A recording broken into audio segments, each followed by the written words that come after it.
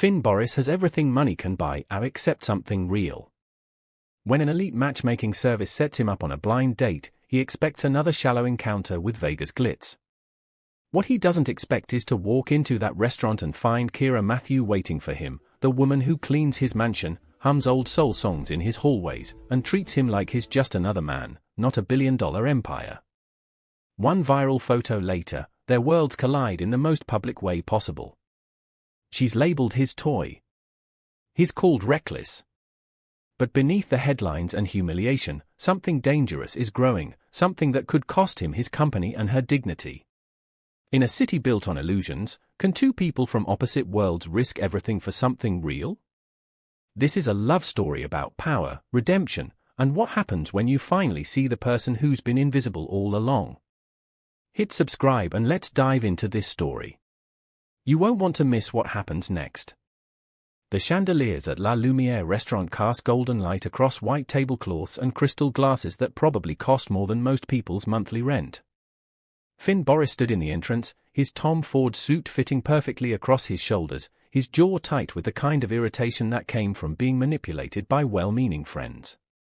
Liam had insisted on this blind date for months, wearing him down with arguments about loneliness and living life and not dying alone in that ridiculous mansion. Finn had finally agreed just to shut him up. He scanned the restaurant with the practiced efficiency of a man who assessed rooms for threats and opportunities within seconds. His date was supposed to be at table 7, the corner booth with the view of the strip. He started walking, his Italian leather shoes silent on the plush carpet, already planning how quickly he could escape this obligation with minimal damage to Liam's feelings. Then he saw her. Kiara Matthew sat with her back straight, her hands folded on the table, wearing a deep burgundy dress that he'd never seen before because he'd only ever seen her in the plain grey uniform she wore to clean his house. Her natural hair was styled in soft curls that framed her face, and she wore lipstick, actual lipstick, and for a moment, Finn's brain simply stopped processing information. This had to be a mistake. Some cosmic joke. His maid. His maid was his blind date. Kiara's eyes went wide when she saw him, her mouth falling open in a perfect O of shock. The wine glass in her hand trembled, and Finn watched in slow motion as she set it down carefully, her fingers shaking. Her face shifted through about 7 different emotions in 3 seconds: surprise, horror, embarrassment, confusion, and finally something that looked like she wanted the floor to swallow her whole. Every instinct told Finn to turn around. Walk out. Pretend he'd never seen her. Call Liam and murder him later. This was inappropriate on about 15 different levels, mixing personal and professional in the worst possible way, and his lawyers would have an aneurysm if they knew. But something stopped him. Maybe it was the way her eyes dropped to the table, like she was already apologizing for existing in his space. Maybe it was the memory of her laugh echoing through his empty hallways when she thought he couldn't hear. Maybe it was just that he was so tired of shallow conversations with women who only saw his bank account. Finn walked to the table and sat down. Well, he said, his voice coming out smoother than he felt. This is unexpected. Shall we order dinner? Kiara stared at him like he'd grown a second head. Mr. Boris, I should go. It's Finn. He picked up the menu, pretending to study it even though the words blurred together. And you're already here. The sommelier already poured your wine. Seems wasteful to leave now. This is insane. She kept her voice low, glancing around at the other diners. You're my boss. I clean your toilets. You do an excellent job. He looked up from the menu, meeting her eyes. They were brown with gold flecks he'd never noticed before, probably because he'd never actually looked at her this closely. The guest bathroom always smells like lavender. This isn't funny. I'm not laughing. And he wasn't. His heart was doing something strange in his chest, a rhythm he didn't recognize. Look, we're both here. We both apparently signed up for the same ridiculous matchmaking service. We both thought we were meeting someone else. But the reservation is made, the table is ours for 2 hours, and I haven't had dinner yet. Have you? Kiara shook her head slowly, still looking at him like he might be having a stroke. Then let's eat. Finn signaled the waiter. And maybe figure out how this happened. The waiter appeared instantly, that specific kind of attentive that came from working in restaurants where entries cost $200. Finn ordered the special without looking, some complicated fish preparation that he'd forget the taste of within an hour. Kiara stared at the menu like it was written in ancient Greek. The Chilean sea base is excellent, Finn offered quietly. Or if you prefer red meat, their fillet is better than it has any right to be. I don't, she swallowed hard. Mr. Boris, I can't afford anything on this menu. Finn. And I invited you to sit. I'm paying. You didn't invite me. Your matchmaker invited me. Who apparently doesn't know you have staff. Her voice rose slightly, and Finn saw color creeping up her neck. This is mortifying. For both of us, he agreed. I'm having dinner with someone who's seen my underwear drawer. You win the embarrassment contest. That surprised a laugh out of her, quick and genuine, before she covered her mouth with her hand. Oh my God. This is actually happening. It appears so. Finn leaned back in his chair, studying her. How did you end up on a lit match anyway? That service costs $10,000 just to register. Kiara's eyes widened. $10,000? I didn't pay anything. My cousin signed me up for something called Meet Cute. It's a regular dating app. I used a lit match. Liam insisted. Understanding dawned slowly. They must have some kind of partnership. Cross-platform matching for compatible profiles. Compatible. Kiara said the word like it tasted strange. The algorithm thinks we're compatible. Apparently. Finn picked up his water glass, grateful for something to do with his hands. What did your profile say? That I like old music and cooking and I'm looking for someone genuine. She met his eyes defiantly, like she was daring him to mock her. What did yours say? That I'm tired of people who only see my money. The words came out more honestly than he'd intended. And that I wanted to meet someone who could hold a real conversation. Something shifted in Kiara's expression, the defensive walls lowering just slightly. The guy I was messaging, he seemed really normal. Sweet. Asked about my grandmother and what kind of books I read. That was me. Finn felt heat creep up his neck, an unfamiliar sensation. He hadn't blushed in years. I liked talking to Renee. She was funny. Told me her grandmother makes the best jollof rice in Nevada and that I wouldn't survive 5 minutes at her church bingo night. That's my middle name. Renee. Kiara bit her lip, and Finn tried very hard not to notice. You told me about your first business failure. And your goldfish that died when you were 7. Mr. Bubbles. Tragic loss. You cried for a week. I was very attached. Finn found himself almost smiling, that strange feeling in his chest intensifying. You told me your dream is to open a community center. Teaching kids art and music. You remember that? I remember everything you told me. He paused. I looked forward to your messages. They were the best part of most days. Kiara went very still, her eyes searching his face. You didn't know it was me. No. And now that you do. Finn considered the question seriously. The smart answer, the safe answer, was to make an excuse and leave. Call the whole thing an amusing anecdote for future dinner parties.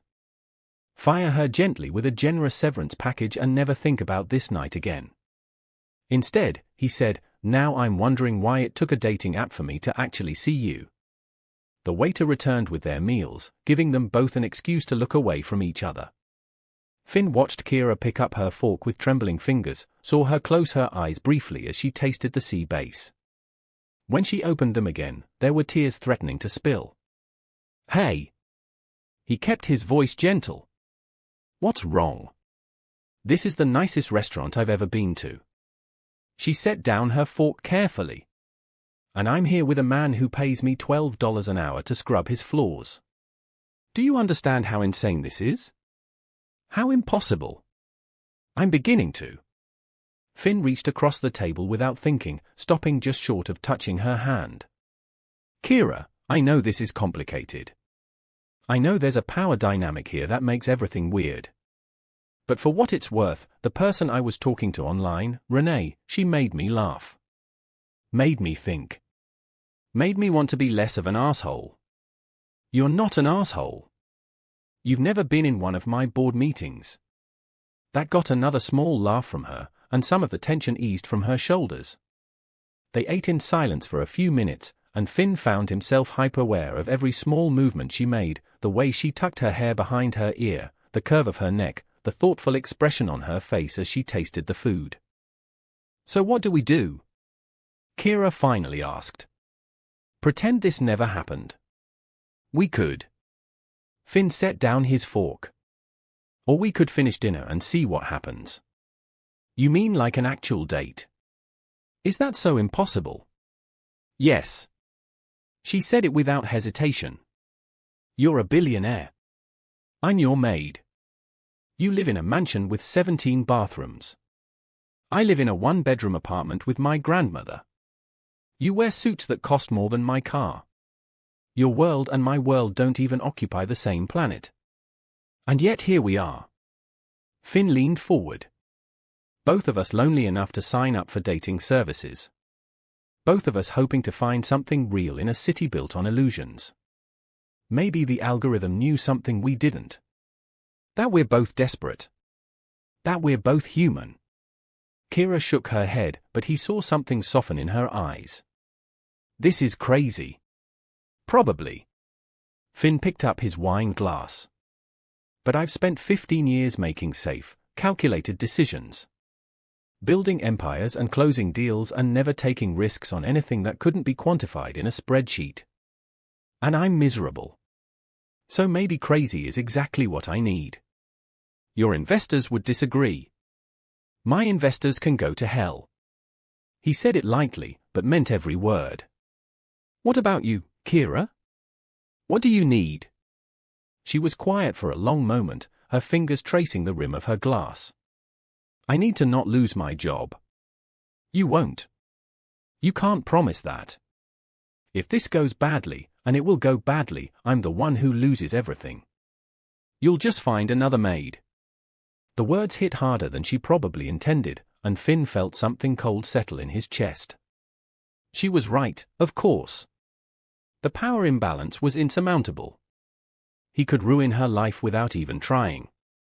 One bad decision, one moment of selfishness, and she'd be collateral damage in his midlife crisis. He should let her go. Thank her for dinner. Give her a month's paid vacation and a glowing reference and forget this ever happened. I have a proposal, he heard himself say instead. Finish this dinner with me. Just as two people who matched on a dating app. Not employer and employee. Just Finn and Renee. And when we leave this restaurant, we decide together what happens next. If you want to forget this whole thing, we forget it. If you want to try one more dinner, we try. But it's your choice. Not mine. Kiara studied him with those gold-flecked eyes, and Finn felt like she was seeing straight through every defense he'd ever built. Why are you doing this? Honestly. He ran his hand through his hair, a nervous gesture he'd trained himself out of years ago in boardrooms. Because talking to you these past 3 weeks has been the most real thing in my life for longer than I want to admit. And I'm not ready to lose that yet. She didn't answer right away, just looked down at her plate. Then, slowly, she picked up her wine glass. Okay, she said quietly. One dinner. As Finn and Renee. And then we figure out if we're both completely insane. They clinked glasses, and Finn felt something dangerous bloom in his chest, something that felt suspiciously like hope. The rest of the dinner passed easier than it should have. They talked about everything and nothing, her grandmother's garden, his first failed startup, her dreams of teaching art to kids who couldn't afford classes, his complicated relationship with his father who'd built the family fortune on ruthless deals and emotional distance. Finn found himself laughing more than he had in months, watching the way Kiara's face lit up when she talked about the community center she wanted to build someday. It would have real art supplies, she said, her hands moving as she described it. Not just crayons and copy paper. Actual canvases and paints and clay. Music lessons from real musicians. A recording studio where kids could make their own songs. Space where they could just be creative without worrying about money or judgment or whether they're good enough. That's beautiful, Finn said, and meant it. Have you started fundraising? Her expression clouded. Fundraising requires starting capital. Which requires money I don't have. Which is why I clean houses instead of changing the world. You could change the world and clean houses. They are not mutually exclusive. Says the billionaire who's never had to choose between paying rent and following dreams. The words had bite, but not cruelty, and Finn found himself respecting her even more for not softening her truth to make him comfortable. Fair point. I had a trust fund and family connections. I didn't build my empire from nothing, no matter what the Forbes profile says. You read your own Forbes profiles. My publicist sends them. I skim while pretending not to care. Kiara laughed, and the sound did something to Finn's chest that felt dangerously like free fall. He wanted to make her laugh again. Wanted to keep her talking until the restaurant closed and they kicked them out. Wanted to know everything about her, not just the pieces she'd shared online, but the parts she kept hidden. Her fears and hopes and the dreams she didn't dare speak out loud. This was dangerous. This was complicated. This was potentially the worst decision he'd made in years. He didn't want it to end. So, he said as they finished their dessert, some elaborate chocolate creation that Kiara had initially protested ordering. What's the verdict? Completely insane. Oh, definitely insane. She set down her fork, meeting his eyes. But maybe the good kind of insane. Maybe. Maybe is better than no. Maybe is terrifying. She took a breath. Finn, if we do this, whatever this is, we need rules. Boundaries. I still work for you.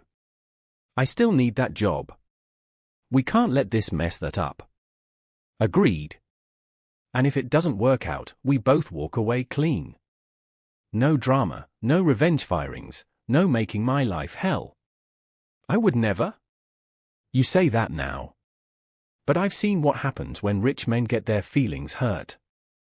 Her voice was gentle but firm. I need to protect myself. Finn nodded slowly. She was being smart, practical, everything he'd learned to value in business negotiations. It stung a little that she had to negotiate safety in whatever this was becoming, but he understood. He'd lived his whole life with power. She'd lived hers watching people with power make decisions about her life. I'll draw up an agreement, he said. Something that protects you legally.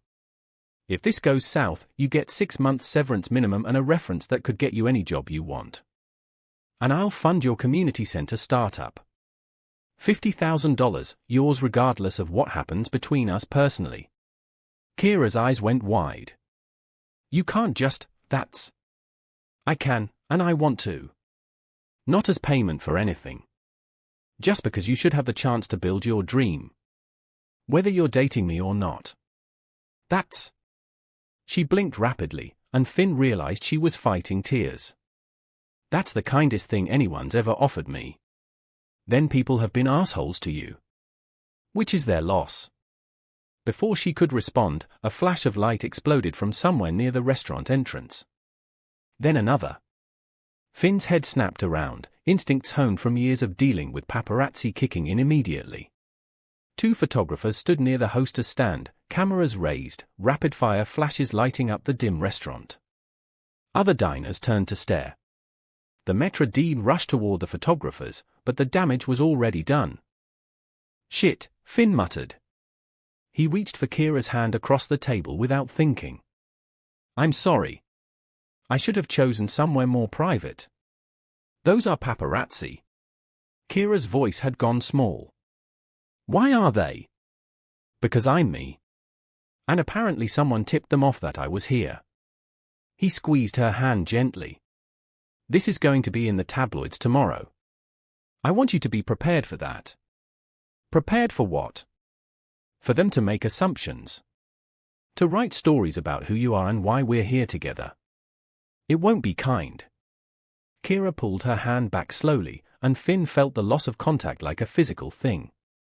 Her face had gone carefully blank, the openness from moments ago shuttering closed. They're going to find out I'm your maid, she said quietly. Probably. They're going to say terrible things. Definitely. She stood up, her movements controlled and precise. I need to go. Kiara, wait. Thank you for dinner. Her voice was polite, distant, all the warmth from the evening evaporating. It was lovely. But this was a mistake. We both know it was a mistake. It doesn't have to be. Yes, it does. She grabbed her purse, not looking at him. I'll see you Monday, Mr. Boris. For work. She walked out before he could stop her, moving quickly past the photographers who turned their cameras on her retreating form. Finn sat frozen at the table, watching her disappear into the Vegas night, the weight of his world, his money, his fame, his suffocating privilege, crushing down on what might have been. His phone buzzed. A text from Liam, dude. You're trending on Twitter. Who's the gorgeous mystery woman? Finn looked at the message, then at the empty chair across from him, then at the photographers being escorted out by security. He'd just lost something real before it even had a chance to begin. And the worst part was he'd known this would happen. Had known from the moment he sat down that his world would destroy anything genuine that tried to exist in it. He just hadn't expected it to hurt this much. Finn paid the bill and left, ignoring the whispered conversations that followed him. Tomorrow, the internet would explode with theories and gossip. Tomorrow, Kiara would see herself reduced to a headline and a scandal. Tomorrow, everything would get infinitely more complicated. But tonight, driving through empty Vegas streets in his Aston Martin, Finn couldn't stop thinking about the way she'd laughed at his stupid jokes. The way her eyes lit up talking about her dreams. The way she'd made him feel, for just a few hours, like he was just a person. Not a brand or a bank account or a business empire. Just Finn. His phone kept buzzing with messages, Liam, his publicist, his head of PR, all probably panicking about the photos. He turned it off and drove in silence, his mind replaying every moment of the dinner. The shock in her eyes when she'd first seen him. The tentative hope when they'd started talking. The fear when the photographers appeared. The resignation when she'd walked away. He should let her go. It was the right thing to do. The smart thing. But Finn had built his fortune on calculated risks and trusting his instincts when everyone else said he was crazy. And every instinct he had was screaming that walking away from Kiara Matthew would be the biggest mistake of his life. He just had to figure out how to convince her of that before his world destroyed any chance they might have had. Monday morning arrived with all the subtlety of a car crash. Finn woke to 73 missed calls, 214 text messages, and his head of PR literally standing in his bedroom because his head of security had let her in with instructions that this qualified as an emergency. Michelle, Finn said, his voice rough from 3 hours of sleep. This better be someone's death. Close enough. Michelle Chambers threw a tablet onto his bed. You're trending #1 worldwide. The board has already called an emergency meeting for 9 a.m. And TMZ is camped outside your gate with a helicopter overhead.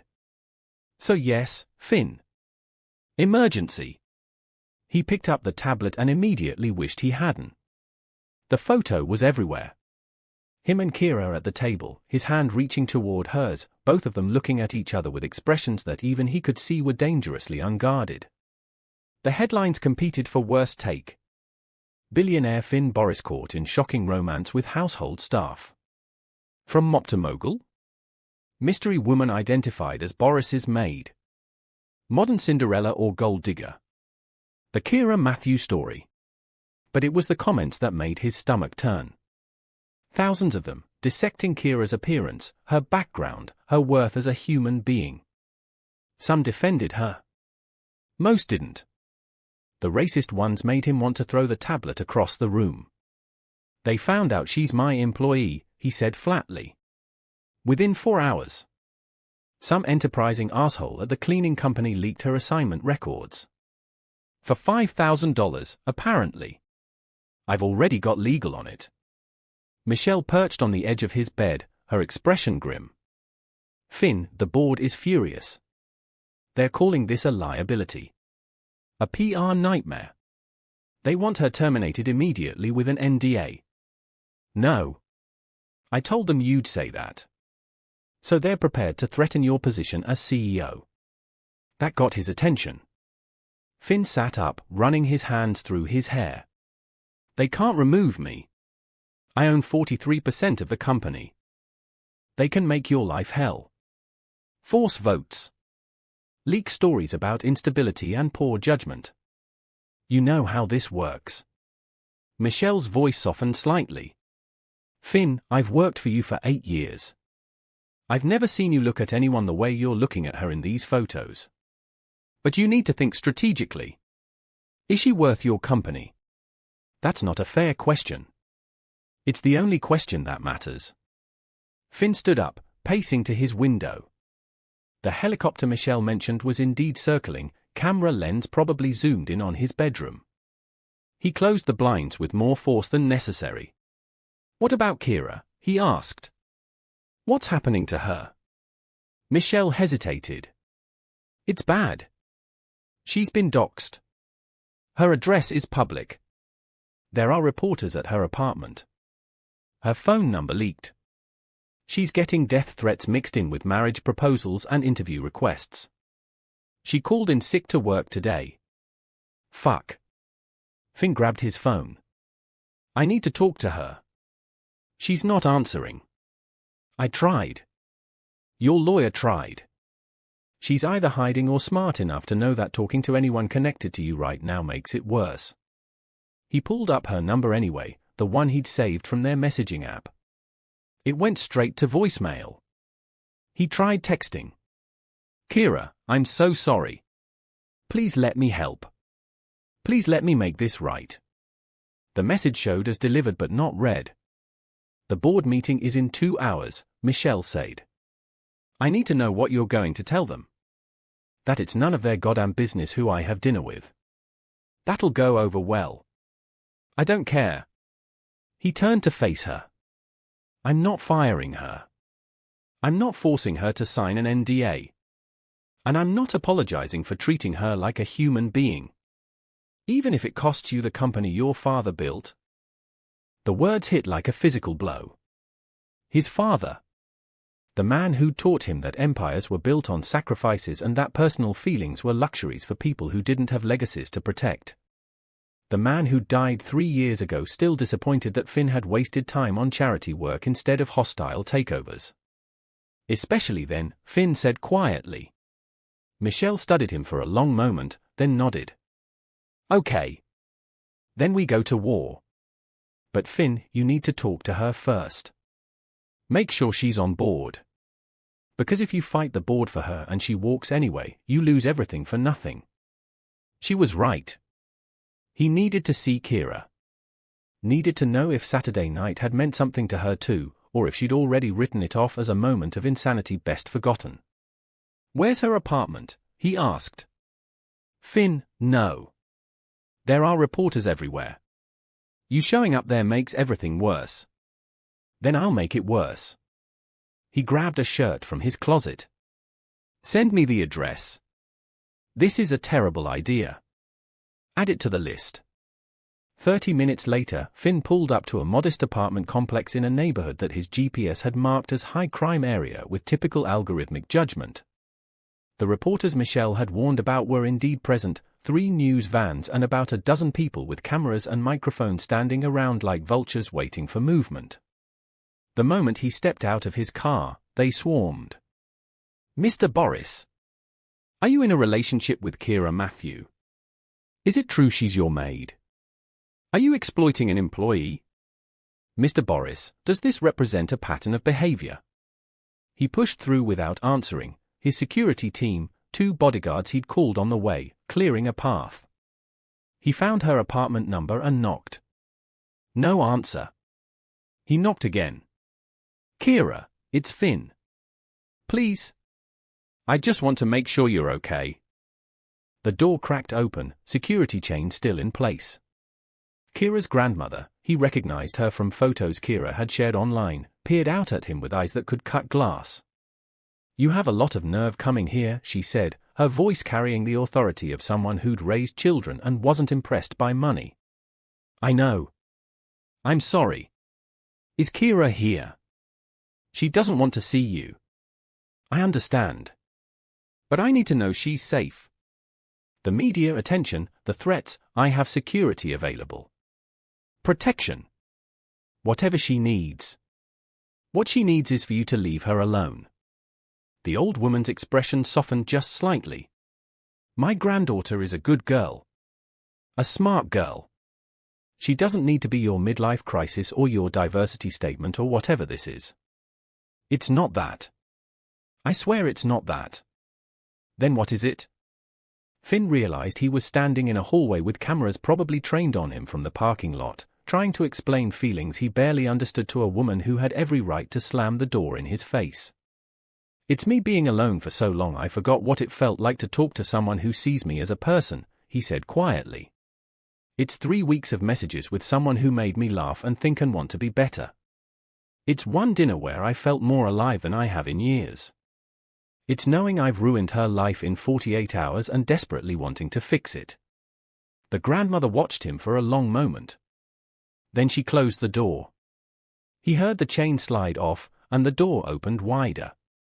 5 minutes, she said. And if you hurt her more than you already have, money won't protect you from me.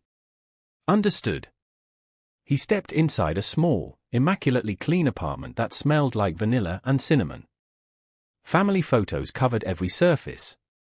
A well-worn Bible sat on the coffee table next to a book of Toni Morrison essays. Gospel music played softly from a speaker somewhere. This was Kiara's world. Warm and lived in and full of love. Everything his mansion wasn't. She's in her room, the grandmother said, pointing down a short hallway. And young man? My name is Dorothy Matthew. You will use it. Yes, Miss Dorothy. He found Kiara's room, door slightly ajar, and knocked softly. Kiara? Can I come in? Silence. Then, it's your 5 minutes. He pushed the door open.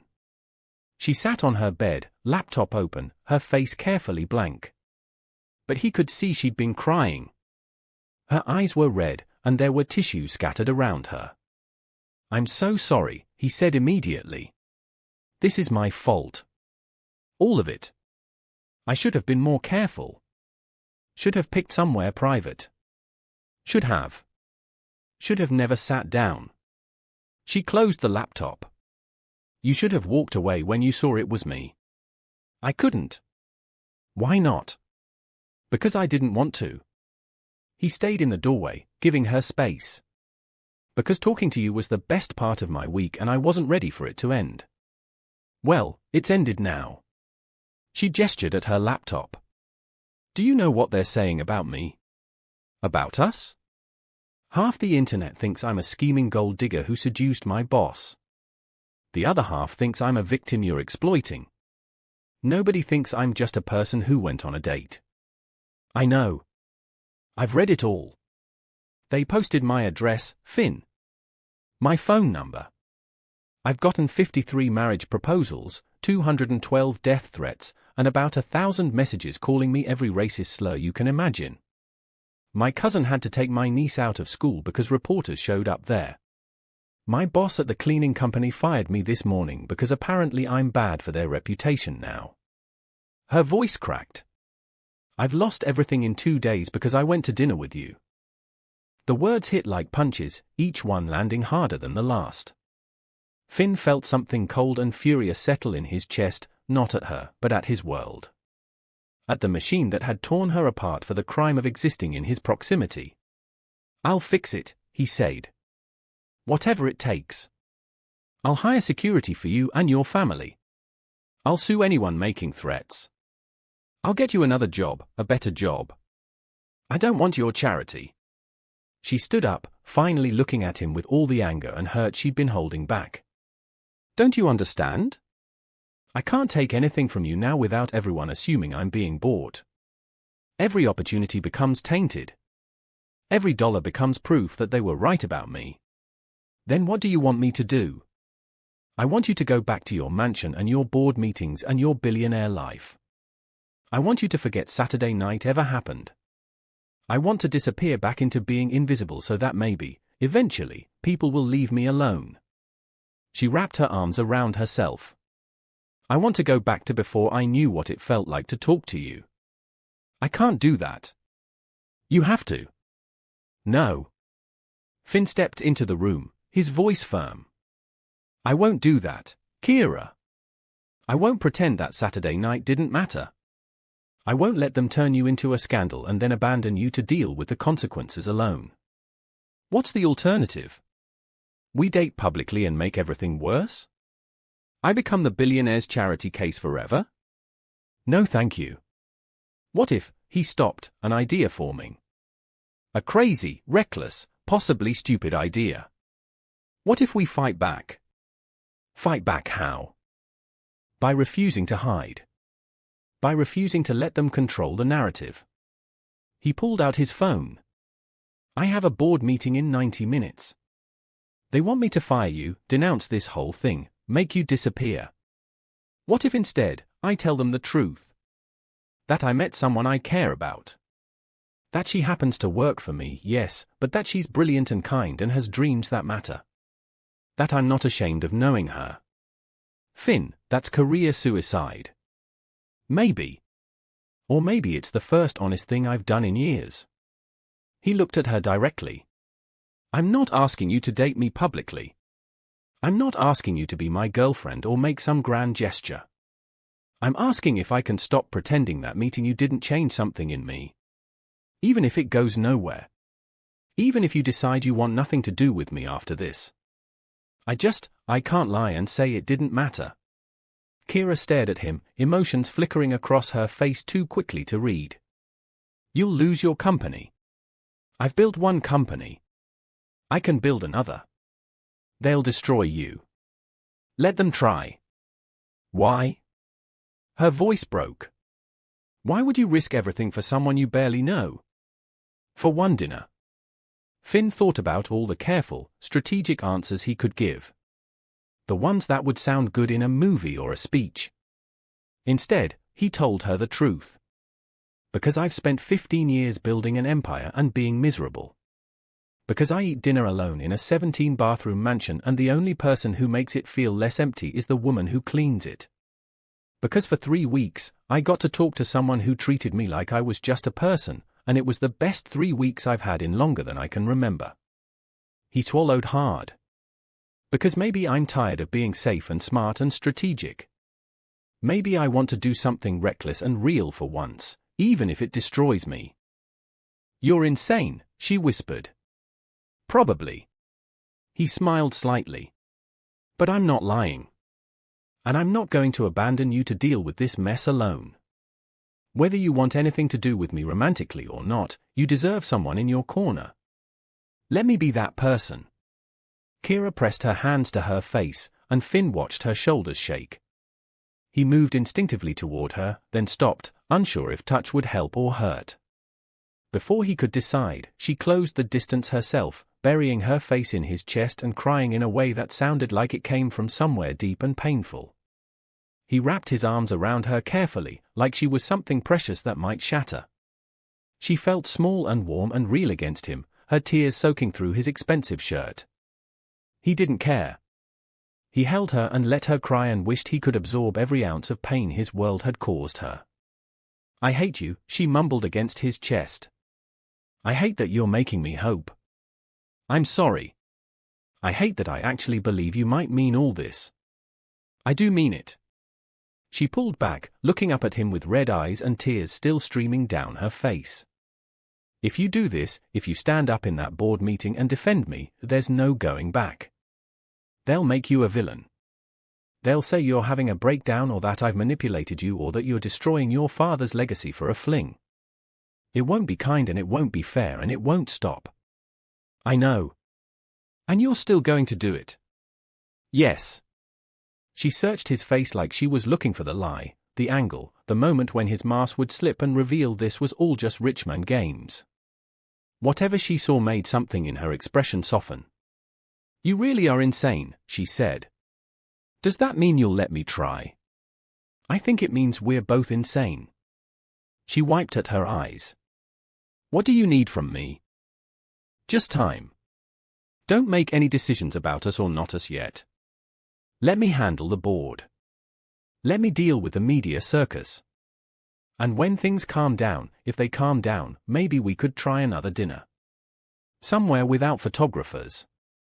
And if things don't calm down, then we figure it out together. Kiara bit her lip, clearly warring with herself. Finally, she nodded. Okay.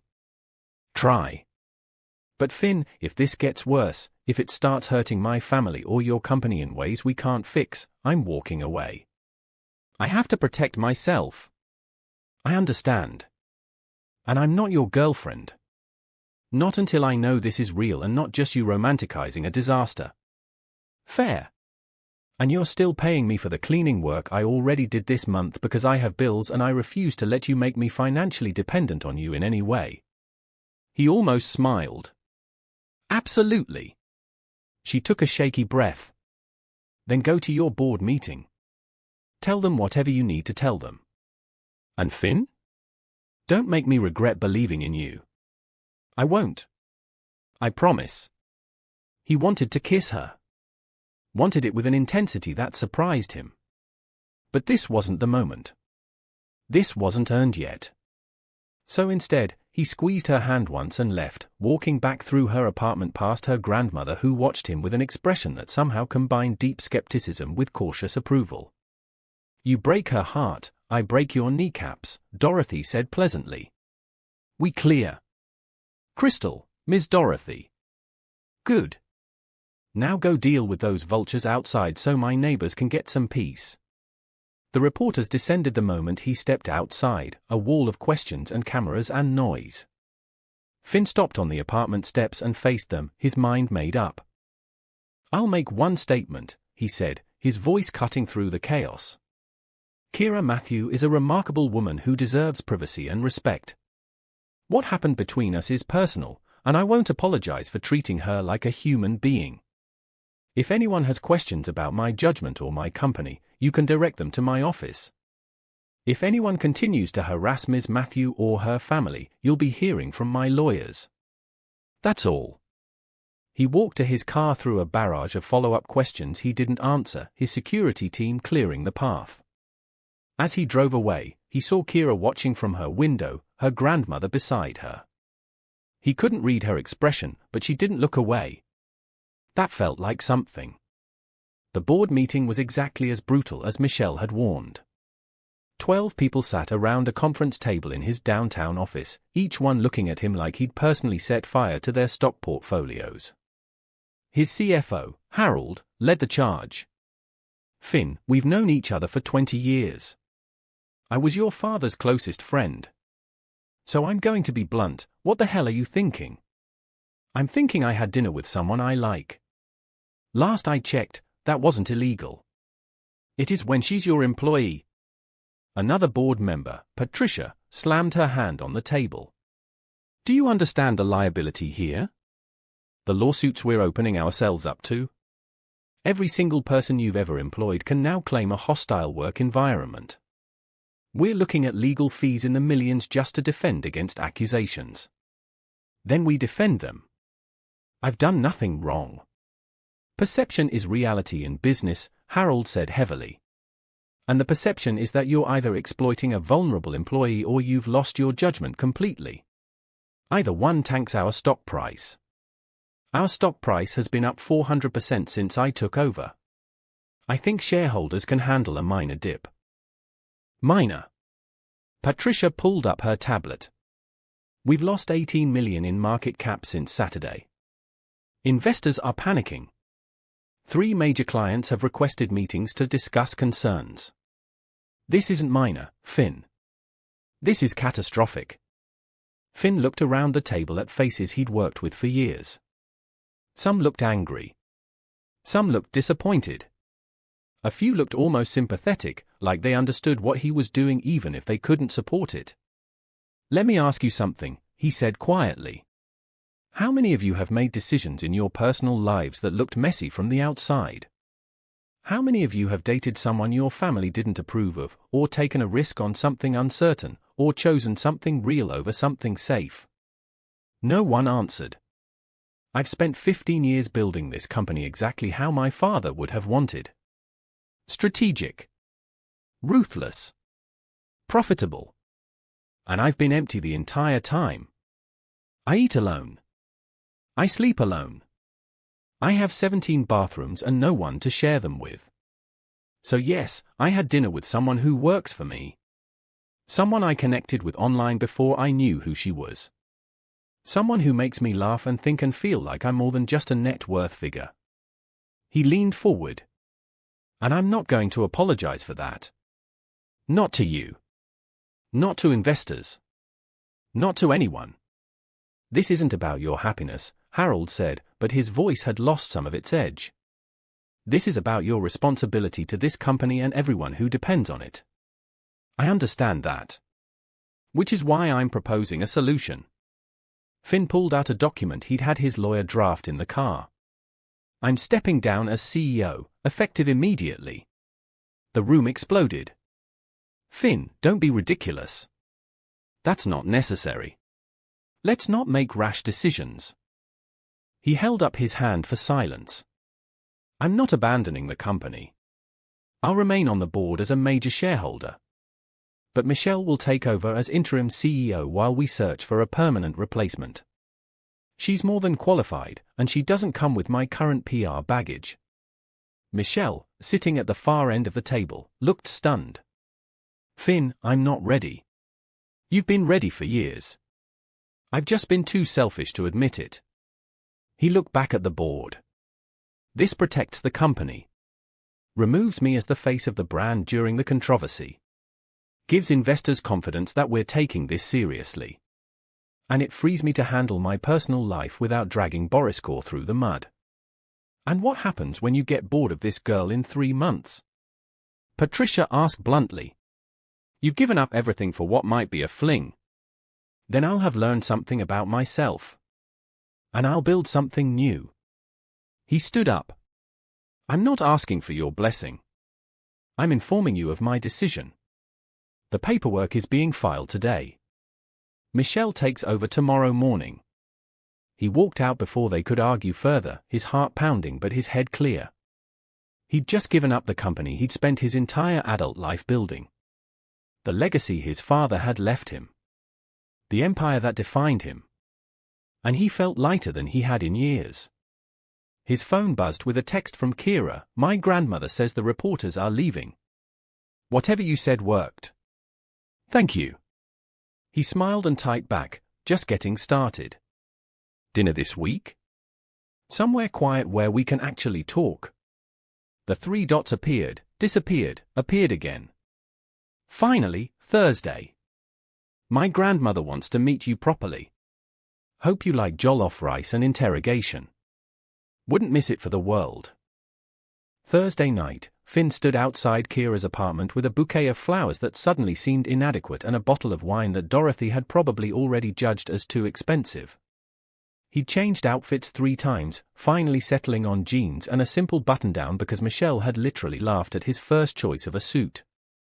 "You're meeting her grandmother, not the queen," she'd said. "Try looking human." Kiara opened the door wearing a simple yellow dress, her hair natural and beautiful, and Finn forgot how to speak for a solid 3 seconds. "You look like I didn't spend 2 hours stressing about this." She smiled, but he could see the nervousness in her eyes. "Fair warning, my grandmother has prepared a full interrogation. She's got a list. A literal list? Written on a notepad. She's very organized. I respect that." She let him in, and Dorothy appeared immediately from the kitchen, wiping her hands on an apron. "Mr. Boris. You're on time. Good start. I wouldn't dare be late, Miss Dorothy." She looked him up and down like she was evaluating livestock. "You brought wine. Thoughtful. Probably too expensive, but thoughtful. And flowers. Kiara, put those in water while I talk to your young man." "He's not my," Kiara started, but her grandmother cut her off with a look. "Go." Kiara fled to the kitchen, leaving Finn alone with Dorothy. She pointed to the couch. "He Saturday." She settled into an armchair across from him, and Finn suddenly understood how mob bosses must feel during territory negotiations. "Let's skip the small talk," Dorothy said. "I know your net worth. I know your company history. I know your father was a ruthless businessman who died without ever learning that money can't fill the hole where a soul should be. What I don't know is whether you're your father's son or your own man." Finn blinked, not expecting that level of directness. "I'm trying to be my own man." "It's harder than it sounds." "Good answer. Now tell me your intentions with my granddaughter." "Honestly? I'm still figuring that out. I care about her. I know that much. I think she's remarkable. But I also know that my world has already hurt her, and I'm trying very hard not to make it worse." "You stepped down from your company for her." "I stepped down for me. She just gave me the courage to do it." Dorothy studied him in silence for a long moment. "My granddaughter is the best person I know. She's smart and kind and too forgiving of people who don't deserve it. She's also been hurt before by men who made promises they didn't keep. So I'm going to tell you what I tell everyone who comes through that door interested in her: if you can't see her worth, someone else will. If you can't treat her right, leave now. And if you break her heart, I know people." Finn couldn't help but smile. "Miss Dorothy, I believe you absolutely know people. And I promise, I'm trying my best to be worth her time." "Trying isn't doing." "You're right. Then I promise I'll do my best. Better." She stood up. "Now come help me set the table. If you're eating my food, you're working for it." Dinner was chaotic and warm and nothing like any meal Finn had experienced in years. Dorothy grilled him on everything from his political views to his opinion on gospel music to whether he knew how to change a tire. Kiara interjected with defenses and embarrassed protests when her grandmother got too invasive. The food was incredible: jollof rice, fried plantains, chicken that fell off the bone, and some kind of greens that Finn couldn't identify but would gladly eat for the rest of his life. "This is amazing," he said, genuinely meaning it. "I've eaten at Michelin-starred restaurants all over the world, and nothing compares to this." "That's because fancy restaurants forgot that food is about love, not art," Dorothy said, but she looked pleased. After dinner, Kiara walked him to the door while her grandmother pointedly went to her room to watch her shows and give them privacy. "So," Kiara said, leaning against the door frame, "you survived. Your grandmother is terrifying in the best way. She likes you. She only brings out the good plates for people she likes." Those were the good plates. He'd thought they looked a bit worn, actually, but clearly, there was a hierarchy he didn't understand. Kiara laughed, and the sound made something warm bloom in Finn's chest. "Those are the good plates. Trust me.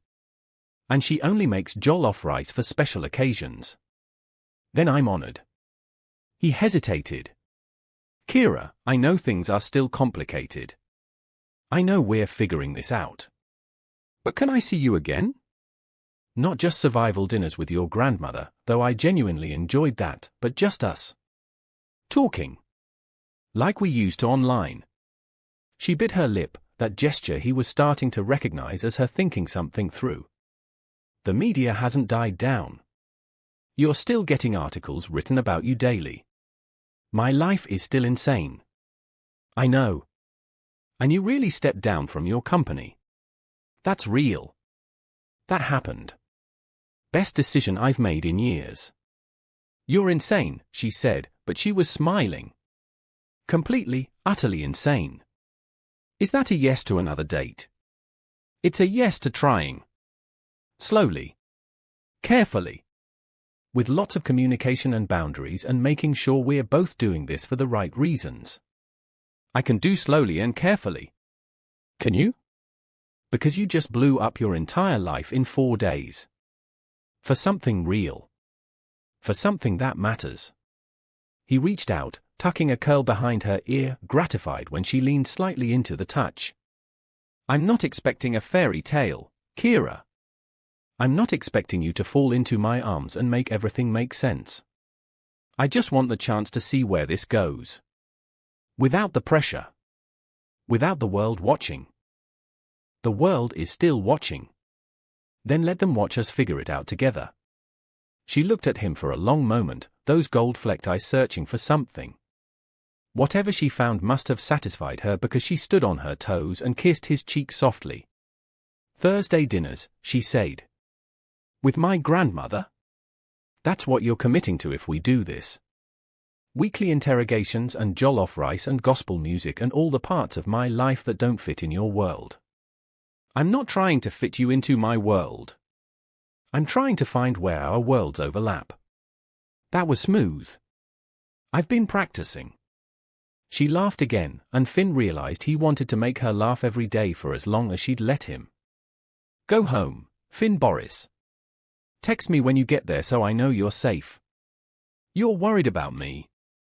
I'm allowed to worry about insane billionaires who blow up their lives on a whim. Not a whim. A choice. Same thing. Not even close. She pushed him gently toward the door, still smiling. Good night, Finn. Good night, Kiara. He left, and he texted her when he got home like she'd asked. She replied with a heart emoji, just one, but it felt like a victory. Over the next 3 months, they built something new.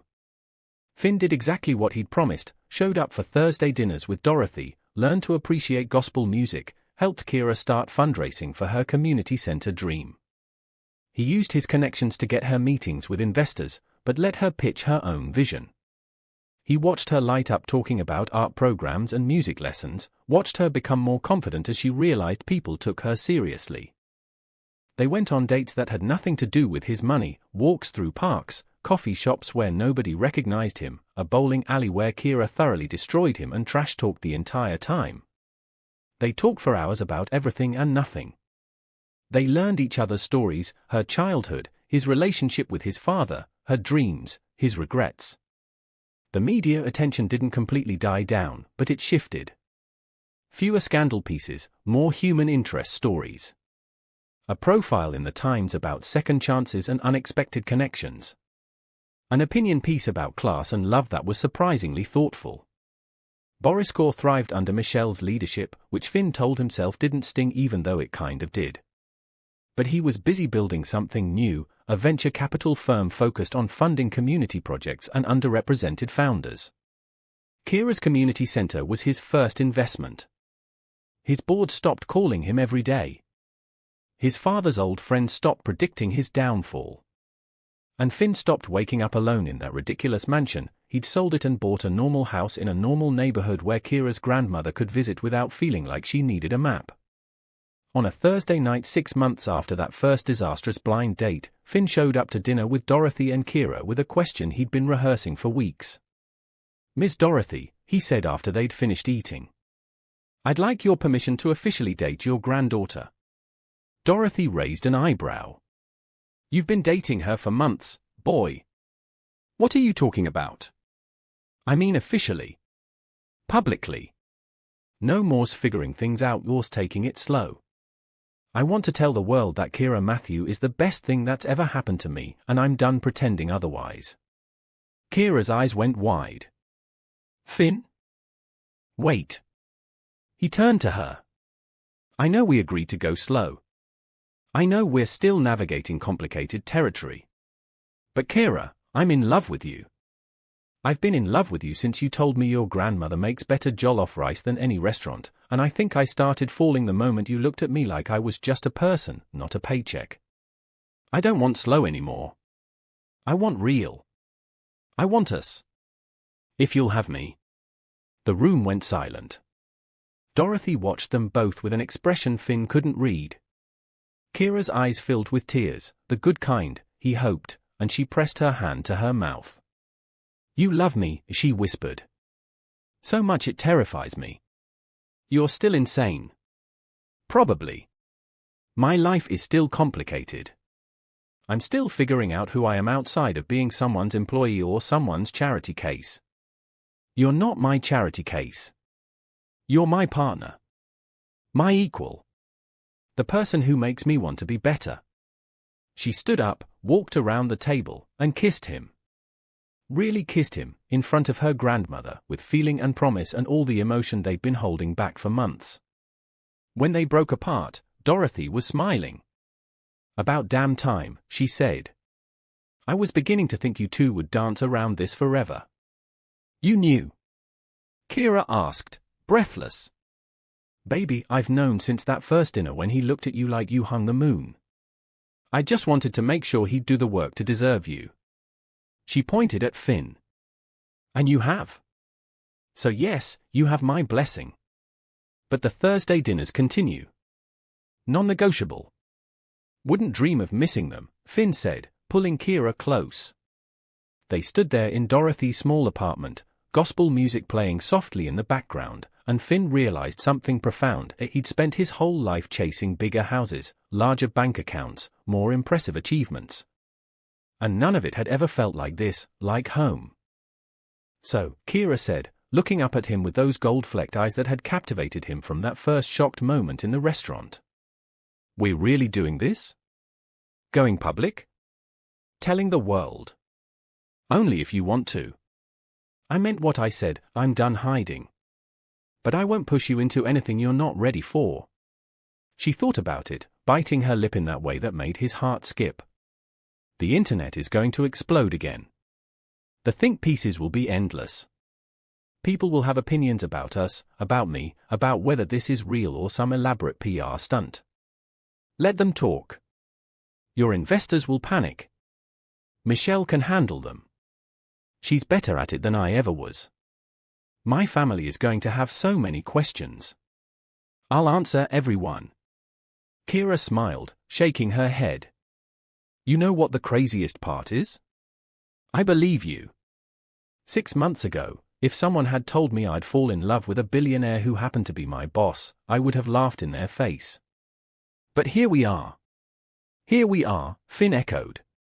So what do you say? Ready to scandalize Las Vegas one more time? On one condition. Name it. We do this as equals. Not billionaire and maid, not savior and saved, not any of the narratives people want to force on us. Just Finn and Kiara, two people who met on a blind date and decided to see where it goes. I can do that. He kissed her forehead. Though technically, you're not my maid anymore. You're the executive director of the Matthew Community Arts Center and my portfolio's best investment. Still weird that you funded my dream. Still the best money I've ever spent. Dorothy cleared her throat loudly. If you two are done being disgustingly sweet, I have pie in the kitchen. And Kiara, your cousin called. She wants to know if Finn is coming to the family reunion next month. Oh God, Kiara groaned. I forgot about the reunion. Finn, you don't have to. I want to, he said immediately. Though I should warn you, I'm terrible at softball and I will embarrass you. The Boris fortune was built on corporate takeovers, but you can't hit a softball. I have many flaws. You're going to discover them all eventually. Good thing I'm patient. They ate pie, sweet potato, still warm from the oven, and talked about the community center's grand opening next month. Kiara had transformed an abandoned warehouse into something magical, bright walls covered in murals painted by local kids, a recording studio that already had a waiting list, art supplies that would make any teacher weep with joy. Finn had written the checks, but Kiara had built the dream. I'm thinking we should do a big press event for the opening, Kiara said thoughtfully. Invite media, local politicians, potential donors. Really make it an event. You want media there. Finn asked, surprised. She'd been so careful about public appearances since the initial scandal. I want people to see what's possible when you invest in community. When you believe in people instead of just profit. She looked at him meaningfully. And maybe it's time to take control of our own narrative. Show people who we really are instead of letting them make assumptions. You're sure? I'm terrified. But yes, I'm sure. She squeezed his hand. We can't live in hiding forever. And this center, it's proof that something good came from all the chaos. That love can build something instead of just destroying things. Dorothy nodded approvingly. That's my girl. Never let fear make your decisions. I learned from the best, Grandma. The grand opening of the Matthew Community Arts Center happened on a perfect October afternoon, the Vegas heat finally breaking into something manageable. The warehouse was packed, kids from the neighborhood, families who'd watched Kiara grow up, local news crews, and a surprising number of reporters from national outlets who'd caught wind of the story. Finn stood at the back, deliberately staying out of the spotlight. This was Kiara's moment, and he wouldn't overshadow it. She stood at a makeshift podium, wearing a blue dress that made her glow, her natural hair styled in elaborate braids. She looked confident and beautiful and completely in her element. 6 months ago, she began, her voice clear and strong, I was cleaning houses and dreaming of a center like this. A place where kids could create without worrying about money or judgment. Where art wasn't a luxury but a birthright. Where music could be made by anyone with something to say. The crowd listened, rapt. I won't lie to you, the journey here was complicated. Messy. Very public. She smiled slightly, and a few people in the crowd chuckled. I fell in love with someone in the most inconvenient way possible. The internet had opinions. Many, many opinions. And for a while, I let those opinions define me. Let them make me feel small and unworthy and like I should apologize for existing. Finn's throat tightened. But then I remembered something my grandmother taught me, your worth isn't determined by other people's perceptions. It's determined by your actions, your character, and the love you bring into the world. Kiara's voice strengthened. So I stopped apologizing. I stopped hiding.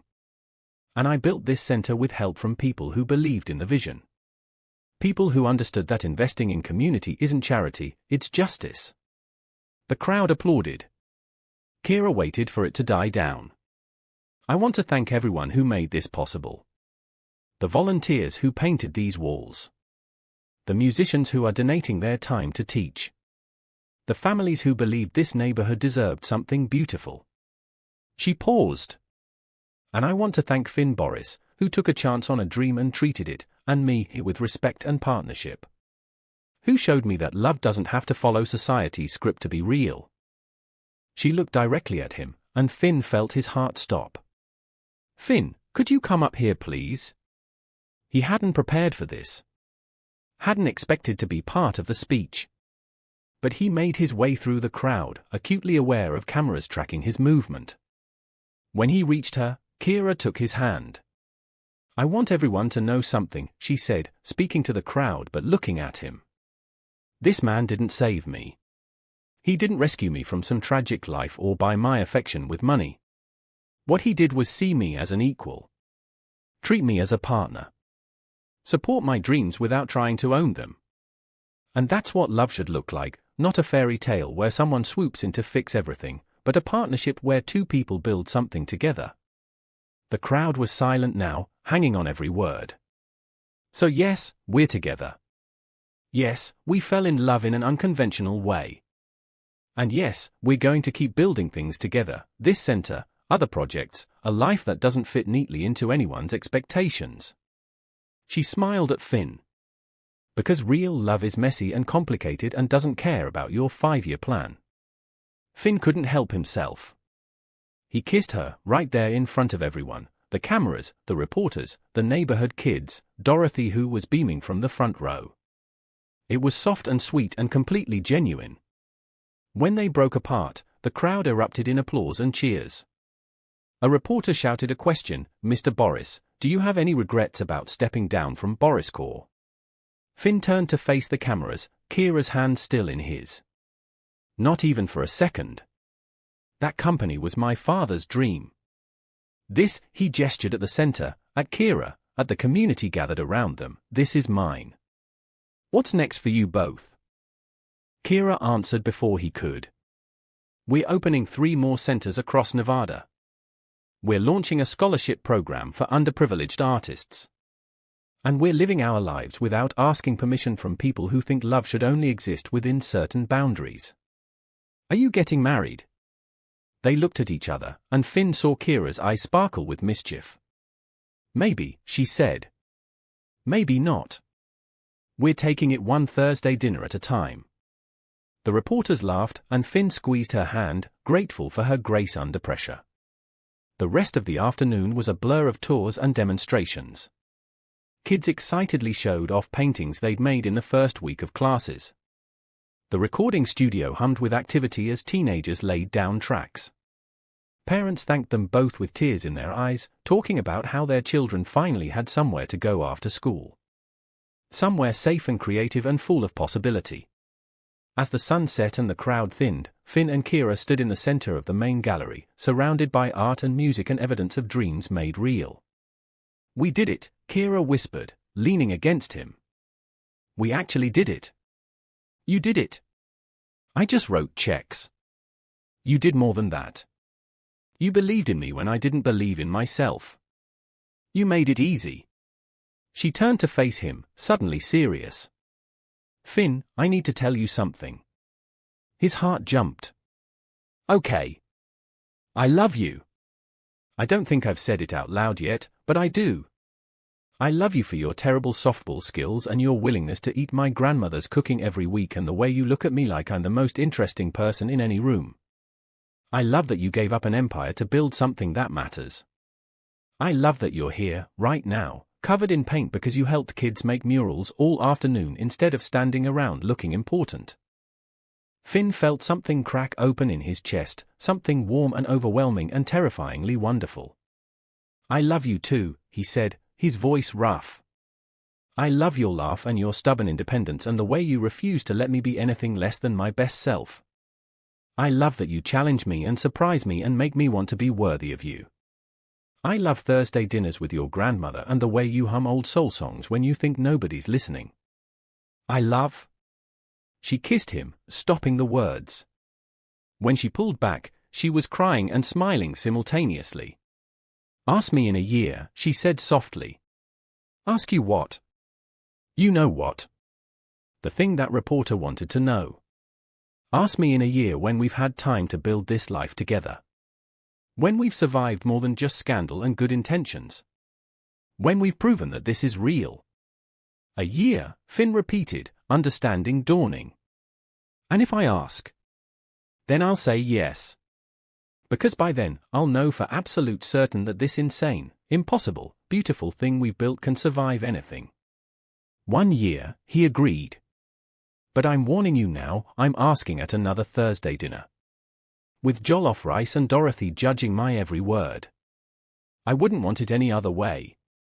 They stood there in the gallery as evening light streamed through the windows, painting everything gold. Around them, the sounds of the neighborhood filtered in, kids playing, music from car radios, life happening in all its messy glory. Finn thought about that first night at La Lumiere restaurant, the shock of seeing Kiara across the table.